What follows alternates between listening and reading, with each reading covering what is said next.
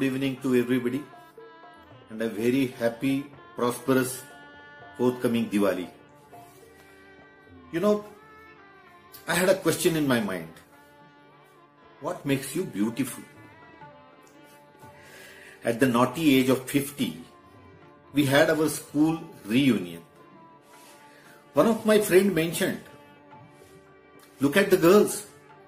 They are still looking so beautiful, even today. I skipped a heartbeat looking at my crush.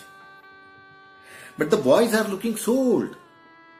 Many are bald and protruding tummies and shrunken faces.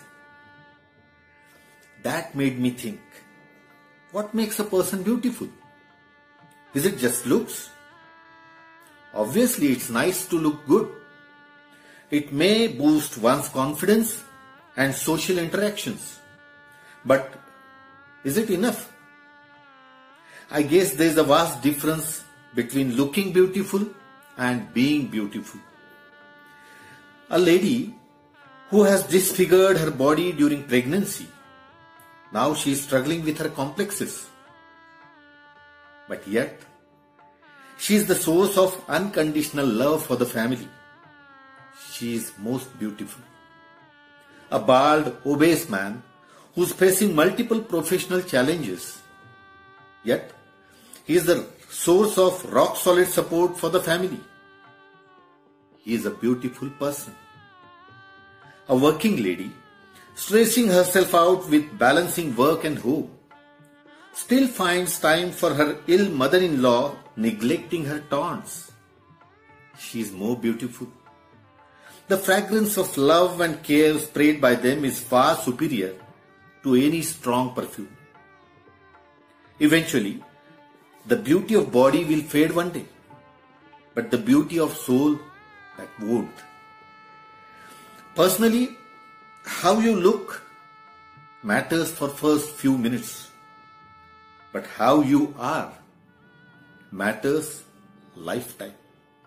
So stay beautiful.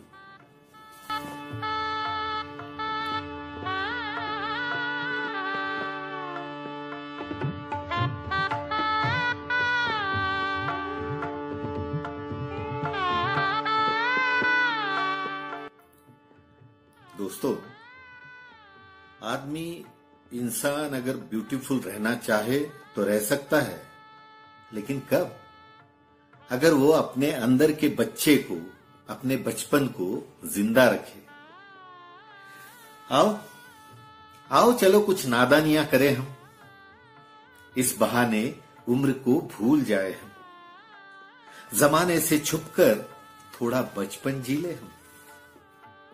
पेड़ की शाखाओं से उल्टे लटके, ऊंचे टीले से पानी में कूदी लगाए, पानी के अंदर डूबे रहने की होड़ लगाए हम। जमाने से छुपकर थोड़ा बचपन जी ले हम। चलो दौड़ते भागते पहाड़ चढ़ते हैं, खुली सांसों से थकान को हराते हैं। चोटी पर जाकर जोरों से चिल्लाए हम। जमाने से छुपकर थोड़ा सा बचपन जी ले हम। चलो दिन भर यूं ही धूप में घूमते रहे, छांव के लिए किसी दीवार का सहारा ले, किसी के बागों के आम चुराए हम। जमाने से छुपकर थोड़ा सा बचपन जी ले हम। चलो छत पर जाकर पतंग उड़ाएं, शाम ढले तो बैठ के गप्पे लड़ाएं, देरी से घर जाकर मां की डांट खाए हम। जमाने से छुपकर थोड़ा सा बचपन जी ले हम। आओ चलो कुछ नादानियां करें हम। इस बहाने उम्र को भूल जाए हम। जमाने से छुपकर थोड़ा सा बचपन जी ले हम। जमाने से छुपकर थोड़ा सा बचपन जी ले हम।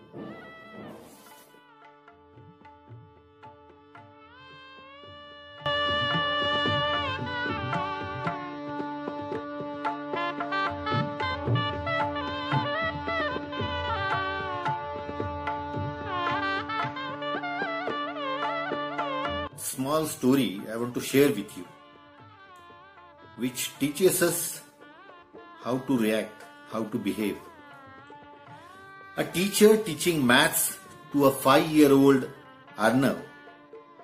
She asked him, if I give you one apple and one apple and one apple, how many apples will you have? Within a few seconds, Arnav replied confidently, 4. The dismayed teacher was expecting an effortless correct answer. She was disappointed. Maybe the child did not listen properly. She thought, then she repeated, Arnav, listen carefully. If I give you one apple and one apple and one apple, how many apples will you have? Arnav had seen the disappointment on his teacher's face. He calculated again on his fingers, but within him he was also searching for the answer that will make the teacher happy. His search for the answer was not for the correct one, but the one that will make his teacher happy. This time, hesitatingly, he replied, 4. The disappointment stayed on the teacher's face. She remembered that Arnav liked strawberries. She thought maybe he doesn't like apples and that is making him lose focus. This time, with an exaggerated excitement and twinkling in her eyes, she asked, if I give you one strawberry and one strawberry and one strawberry, then how many you will have? Seeing the teacher happy, young Arnav calculated on his fingers again. There was no pressure on him, but a little on the teacher. He wanted her new approach to succeed. With a hesitating smile, young Arnav inquired, 3? The teacher now had a victorious smile. Her approach had succeeded. She wanted to congratulate herself, but one last thing remained. Once again she asked him, now, if I give you one apple and one apple and one apple, how many apples you will have?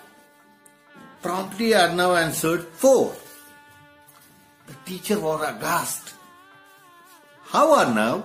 How? She demanded in a little stern and irritated voice. In a voice that was low and hesitating, young Arnav replied, because I already have one apple in my bag. The moral of the story is, when someone gives you an answer that is different from what you expect, don't think they are wrong. There may be an angle that you have not understood at all. You will have to listen and understand, but never listen with a predetermined notion. Learn to look at the same thing with different perspective, with different shoes. Do you agree with me?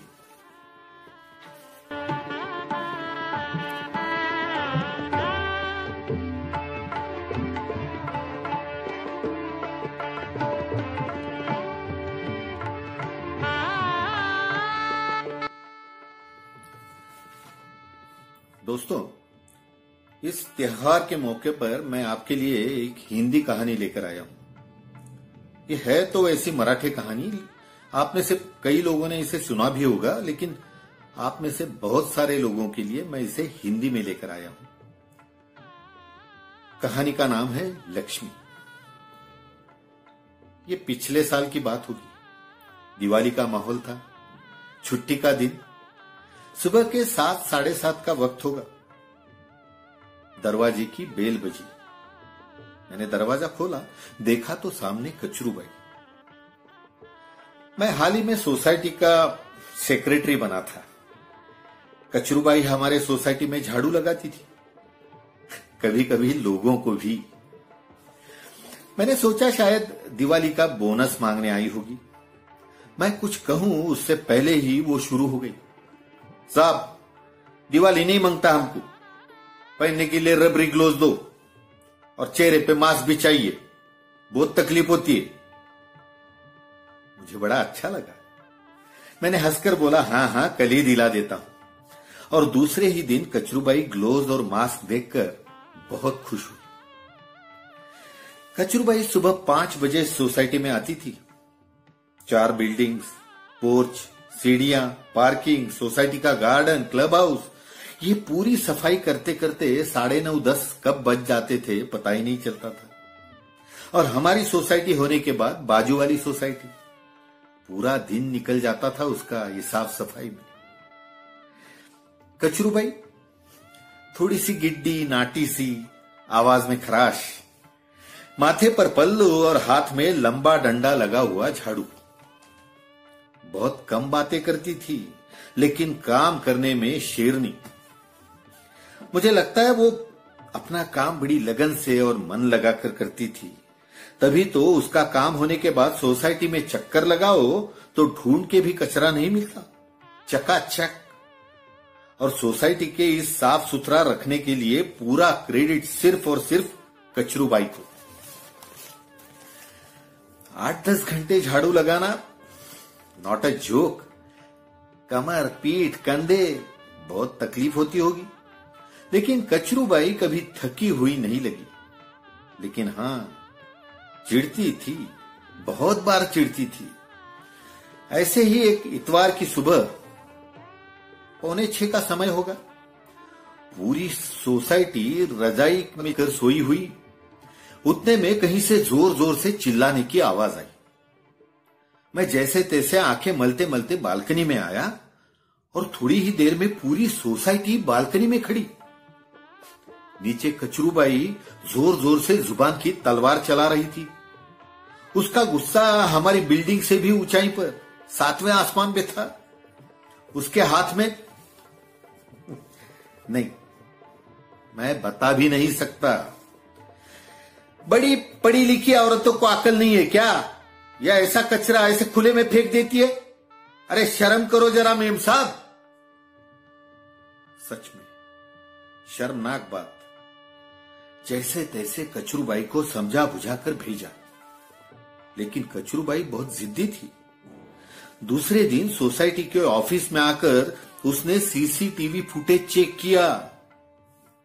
वो घर ढूंढ कर निकाला और अगली बार लेकिन अगली बार वो मौका ही नहीं आया। ऐसे कचरूबाई ने उसके हिसाब से उस घर को समझाया।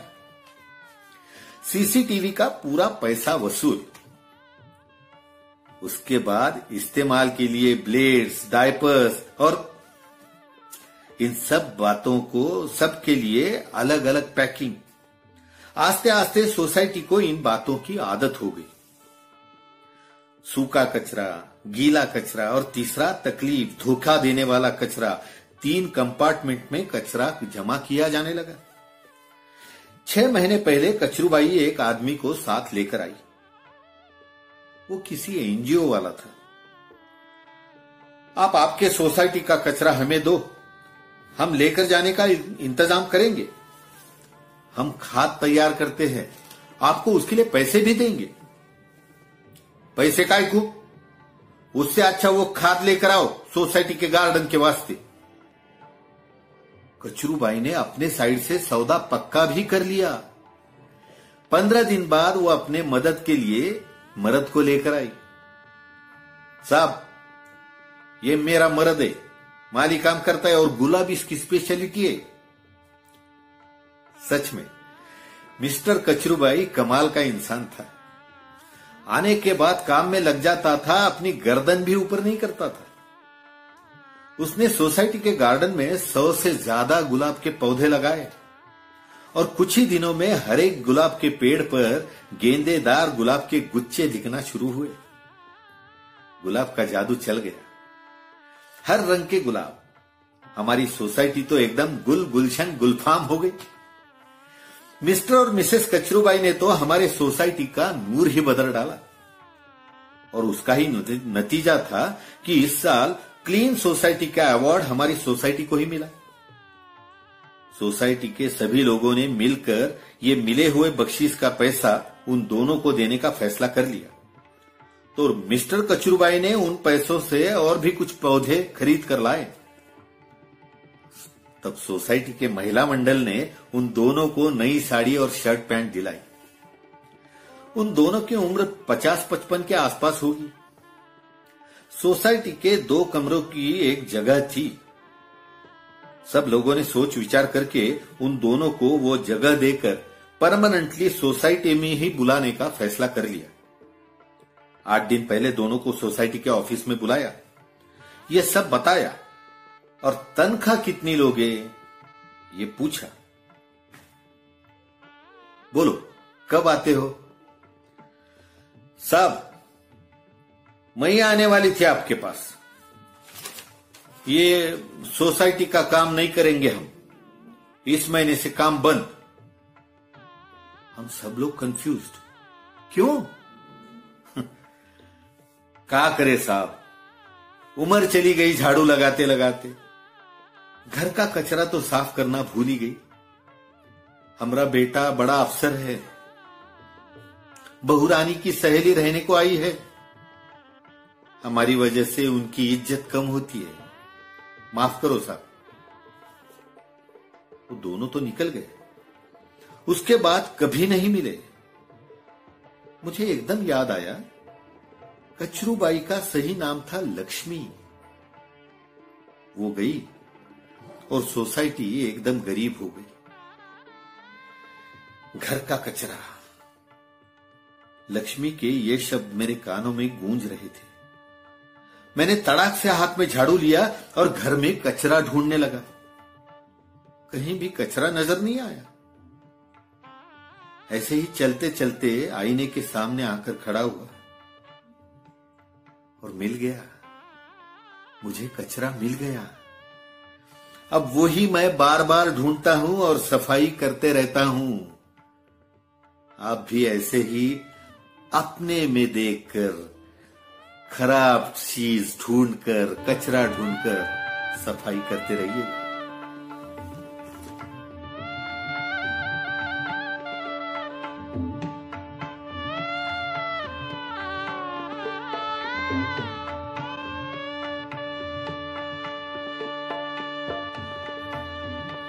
Friends,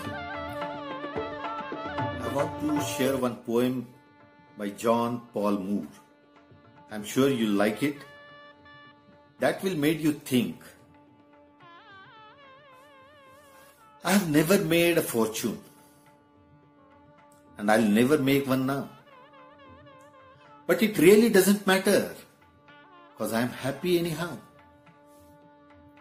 As I go along my journey, I am reaping better than I have sowed. I am drinking from the saucer because my cup has overflowed. I don't have a lot of riches and the going is sometimes tough. But with keen and friends to love me, I think I am rich enough. I thank God for the blessings that His mercy has bestowed. I am drinking from the saucer because my cup has overflowed. He gives me strength and courage when the way grows steep and rough. I'll not ask for the other blessings, for I am already blessed enough. May we never be too busy to help bear another's load. Then we'll all be drinking from the saucer when our cups have overflowed. May your cup always overflow. Thank you.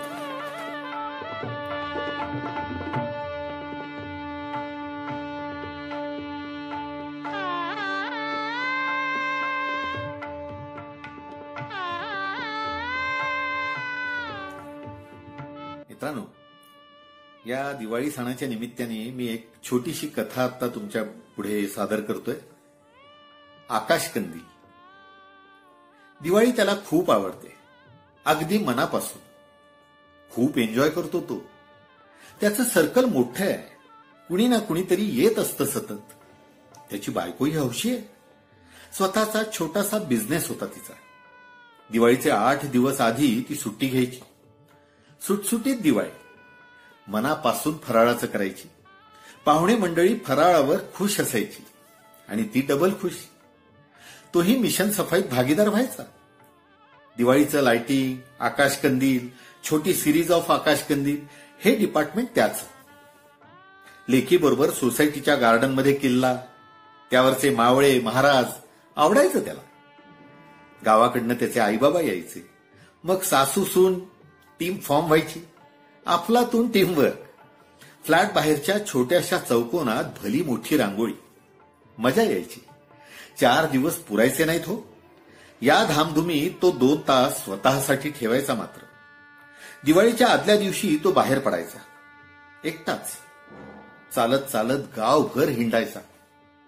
जुन्या गावठाणात, उपनगरातून, नवीन नवीन सोसायट्यांमधून प्रत्येक घरात डोकवायचा मनातल्या मनात. गॅलरीतले आकाशकंदील, बोलके आकाशकंदील, घराघरातला उत्साह, आनंद, भरभरून बोलायचा प्रत्येक दिवा, हे फक्त त्यालाच ऐकायला यायचं. आकाशकंदिलांची असंख्य व्हरायटी, नाना प्रकारचे, नाना रंगांचे, रेडीमेड किंवा होममेड. दिव्या दिव्या दीपत्कार, लख लख उजेड देणारे आकाशकंदील पाहायला त्याला खूप मनापासून आवडायचं. प्रत्येक घरचे आकाशकंदील वेगळे. काही षटकोनी, काही स्टारवाले, काही गोल घुमटासारखे. प्रचंड वैविध्य. हे दृश्य डोळ्याच्या कॅमेऱ्यात सेव्ह करायचा तो.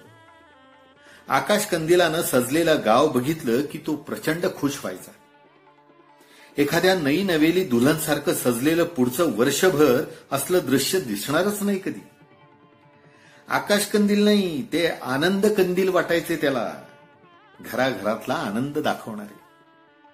लहान मुलासारखा आनंद कंदील तो मोजत सुटायचा. मोजून 500 तरी आकाशकंदील पाहायचा. मग मनातल्या मनात रिकॅप, रिव्हिजन. बघितलेल्या आकाशकंदिलांना रँक द्यायची. पहिला रँकवाला आकाशकंदील दुसऱ्या दिवशी रात्री पुन्हा जाऊन बघायचा. पुन्हा पुन्हा बघणं म्हणजे या पहिल्या रँकवाल्याचा सन्मान, त्याला दिलेलं प्राइज. आजही तो असाच फिरून आलेला, मस्त फ्रेश झालेला. मनाच्या कणाकणात दिवाळीचा माहोल फुलला होता. तो सोसायटीत आला. सहज त्याचं घरच्या गॅलरीकडे लक्ष गेलं. त्याच्या लेकीनं केलेला आकाशकंदील त्याला दिसला. केशरी तावाचा, षटकोनी, झिरमिळा लावलेला. तसा साधाच, अजून फिनिशिंग सुद्धा व्हायचंय. शाळेतल्या दिवाळी वर्कशॉपमध्ये तिनं केलेला. तरीही हाच. जगातला सगळ्यात सुंदर आकाशकंदील हाच. अगदी ठरवलेल्या रँक्स तो कॅन्सल करतो. हाच पहिला नंबर. कारण मेरावाला फिलिंग. बस त्याला पटतं. यापुढे रँकिंग बंद. जगातले सगळे आकाशकंदील सुंदरच असतात. प्रत्येक घराचं घरपण जपणारे, अंधार मालवून टाकणारे. तो आनंदानं घरात शिरतो. लेकीचा गोड पापा घेतो. पहिल्या रँकचं प्राइस. बाबा, यावेळी माझी रँक जाणार बहुतेक. त्याची लेक कुजबुजते. अरे, रँक वगैरे सब झूठ. अभ्यासातला आनंद महत्वाचा. सगळे आकाशकंदील छानच असतात. तो उत्तर देतो. लेकीला काहीच समजत नाही. ती खुदकन हसते. हसण्याच्या फुलबाज्या उडवत घरभर हुंदडायला लागते. नो रँकवाली दिवाळी त्याला आणखीनच सुंदर दिसायला लागते. अशीच आपली ही दिवाळी अशाच अर्थानं सुंदर होऊ देत.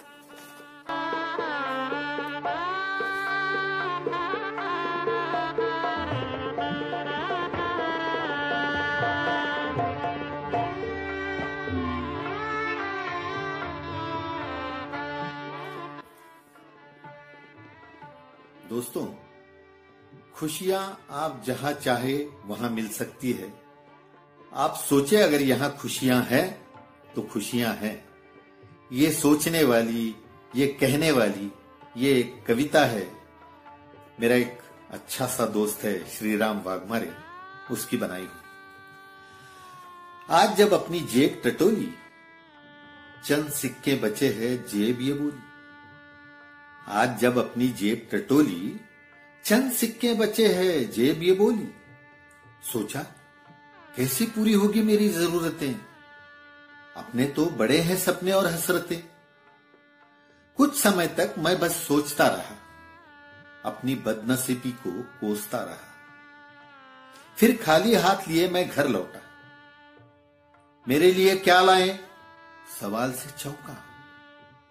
मेरी बेटी लेने लगी मेरी ही तलाशी। खोज रही थी वो बस खुशी जरा सी। कुछ ना पाकर मुंह फैलाए बैठ गई। कुछ नहीं तुम लाए कहकर रूठ गई। मैंने उसे अपनी गोद में उठा लिया। आंसुओं से भरा ये चेहरा छुपा लिया। चंद सिक्के पास थे और एक उदासी। हंस रही थी शायद मुझ पे मेरी बेबसी। बेटी को लेकर तुरंत मैं नुक्कड़ पे गया। तभी वहां पे एक हलवा वाला आ गया। देखकर वो चंद सिक्के हलवा खरीद लिया। खुशियों के मारे गुड़िया का चेहरा खिल गया। देखकर उसके चेहरे पर प्यारी सी हंसी, बयां नहीं कर सकता मैं वो खुशी। हम यूं ही राह देखते हैं अच्छे दिनों की, भले ही कम हो तनख्वाह मन की। मौसम में जैसे ठंडी हवाएं चलती है, खुशियां वैसे ही बस सस्ती मिलती है। खुशियां वैसे ही बस सस्ती मिलती है। हर एक जगह पे आप ऐसे ही खुशियां ढूंढते रहे।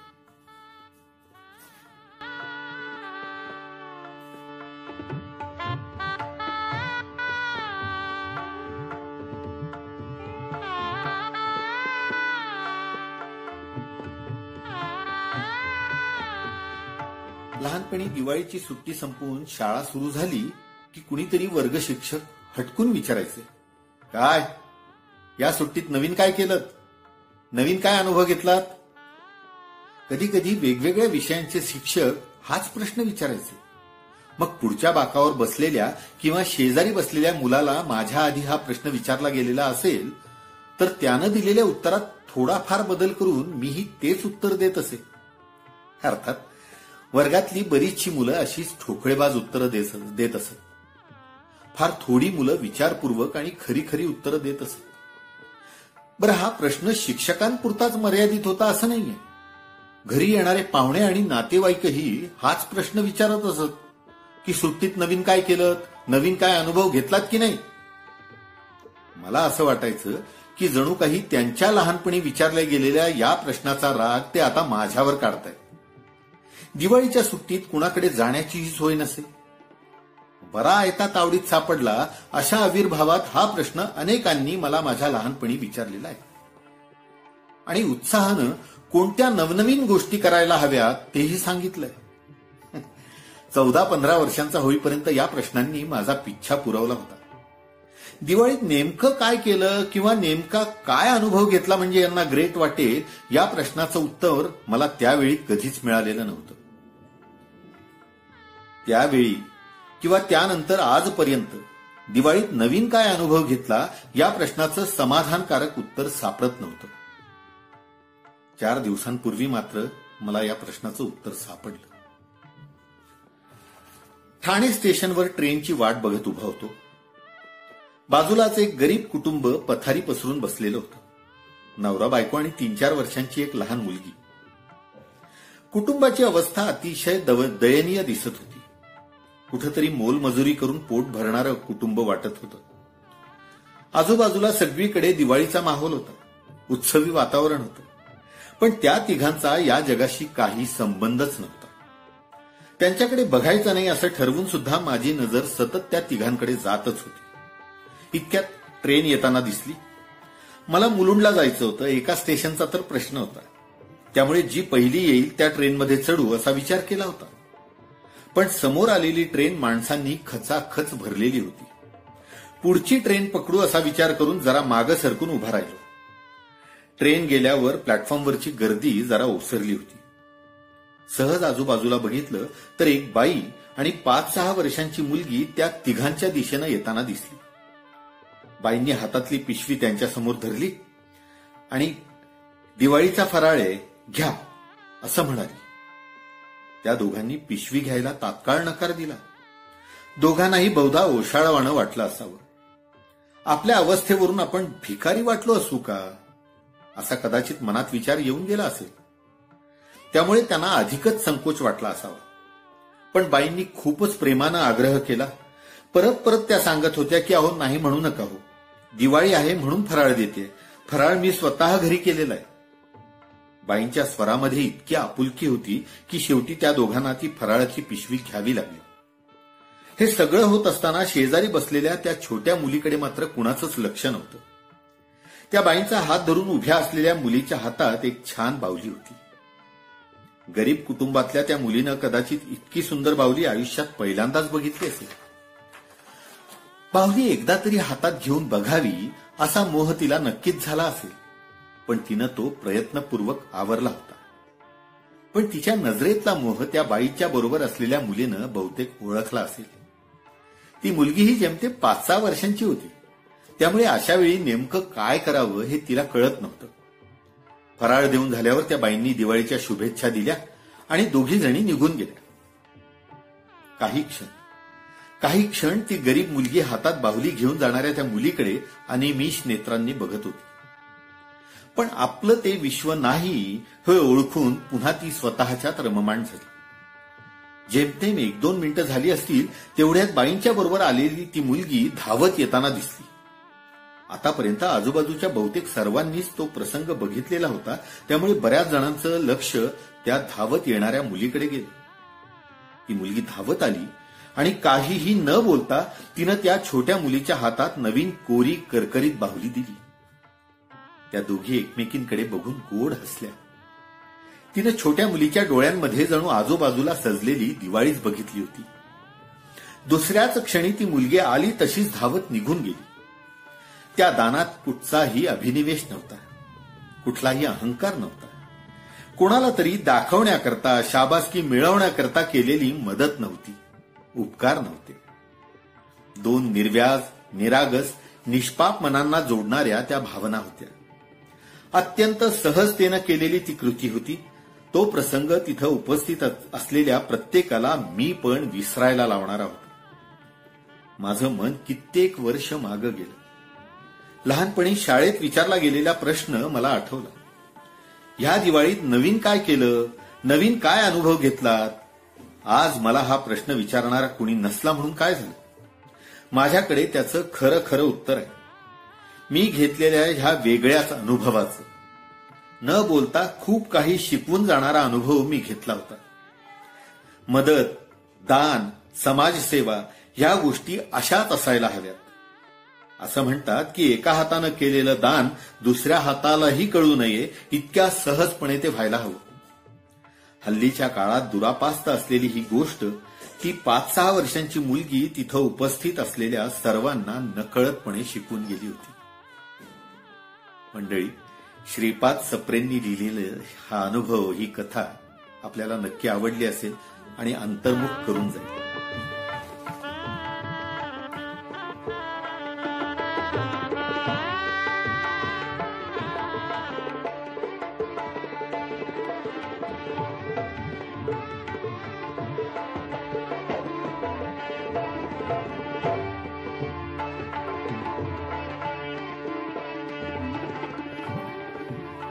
मित्रांनो, दिवाळीच्या निमित्तानं करत असलेल्या या आपल्या कार्यक्रमात ही एक शेवटची कथा, शेवटचं हे फूल आपल्यासाठी.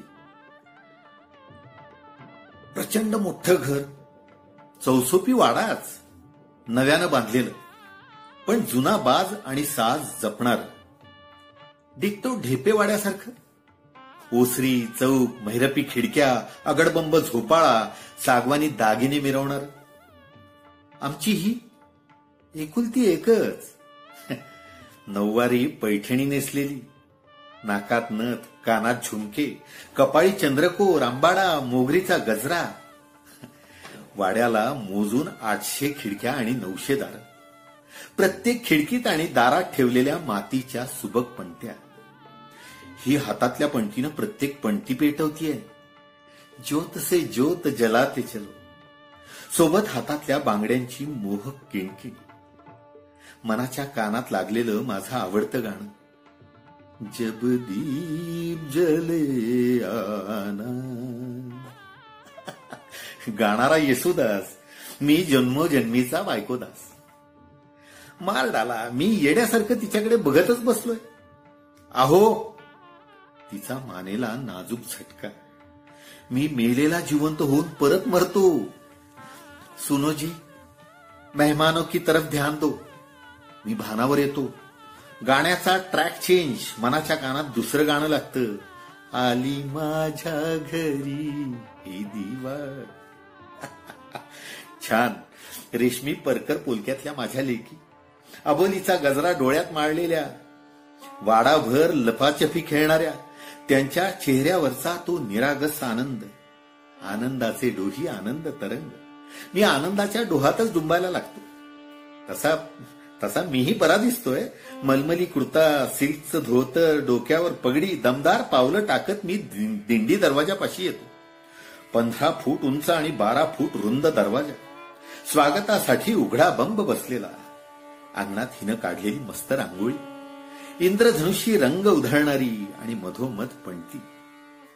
पलीकडे लिकींनी बांधलेला रायगड, किल्ल्यावर ठेवलेले महाराज, खाली गस्त घालणारे मावळे, मध्ये झुडपातून डोकावणारा एखादा वाघोबा. पलीकडे तुळईला टांगलेला आगडबंब आकाशकंदील, जगाचं लोड शेडिंग कायमचं संपवून टाकणारा. दिवाणखान्यातही जोरदार तयारी चाललेली.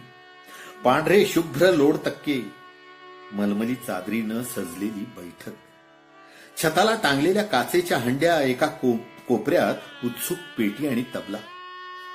पलीकडच्या बाजूला बायकांसाठी वेगळी बैठक व्यवस्था. चांदीचं पान सुपारीचं ताट, दोन्हीकडे मांडलेली फराळाची ताटं, लाडू, करंज्या, चकल्या, सांजोऱ्या, चिवडा, शेव, वड्या. अहो, नुसतं बघून निम्म पोट भरणार.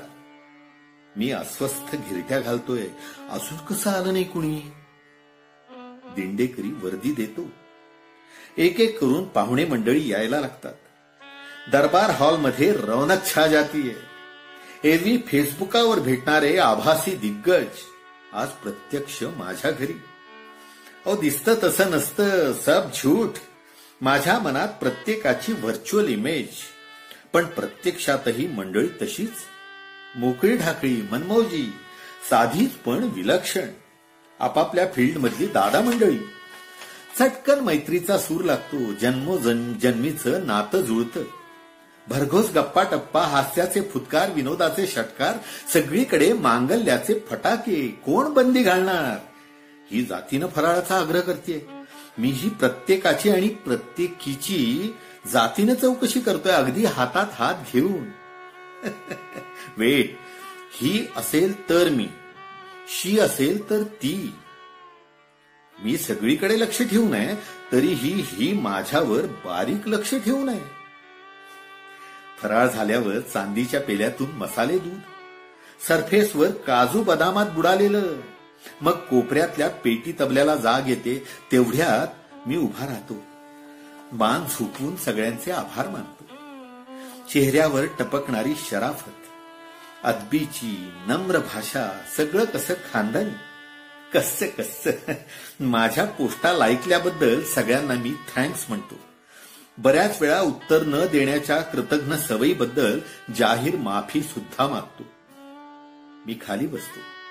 मंडळीतले सूरदास पुढे येतात. सूर निरागस हो.